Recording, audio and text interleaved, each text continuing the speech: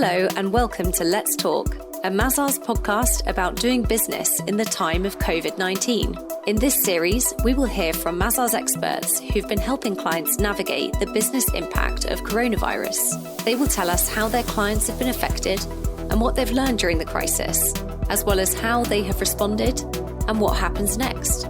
So, let's talk. Today's guest is a consulting expert who tells us about new client demands, the importance of clear team communications, and how COVID has accelerated the pace of change.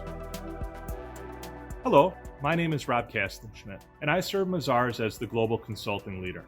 Let me take you back 8 or 9 months to a time when in many parts of the world, we had a robust economy, bullish attitudes. Business conversations usually centered around taking advantage of continued expansion.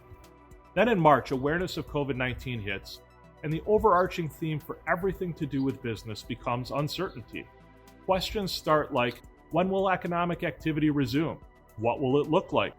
How do lockdowns differ from country to country, or even city to city? No one could really say they had a good understanding of what would happen, and that feeling unfortunately lingers yet today. How have your clients been affected in recent months? That environment led to liquidity concerns. How do you maintain a company when costs still exist, but there's an absence of revenue? If you're shut down or limited for weeks, that's an economic imposition. Shut down for months? That causes real economic harm. And when it's for months on end, it's a threat to the very existence of the business. That's why my team and I have been identifying alternative paths for clients, helping them adjust to new ways of working while trying to find opportunities amidst the uncertainty.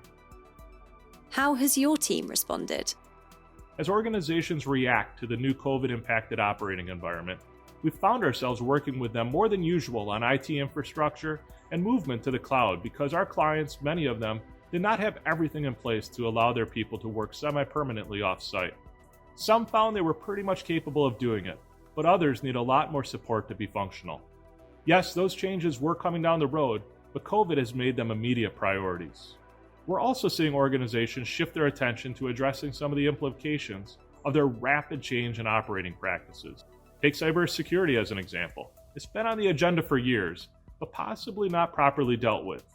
When you open up your system to remote working and the associated access to your IT systems, it comes with significant cyber concerns, such as have you built the systems that can filter people logging on from new locations in comparison to malicious actors? What else have you found yourself focusing on as a result of COVID? We've also had a lot of activity around robotic process automation, in part as a reaction to having to reduce team sizes and move to remote working. When you combine those two factors, it can be incredibly useful to automate processes along the way. Again, this would have happened over time, but it's been accelerated by needing to do more work with less people and protect liquidity. The challenge with COVID is that no one-size solution fits all organizations. Each of us entered COVID with different organizational strengths and challenges, and our reaction to the COVID environment will be equally unique. Entities in distress need to ask themselves, what are my most critical issues? And then focus your efforts there rather than trying to mimic what you see other entities doing. What are your predictions for what happens next? Over the summer, we had a period of relative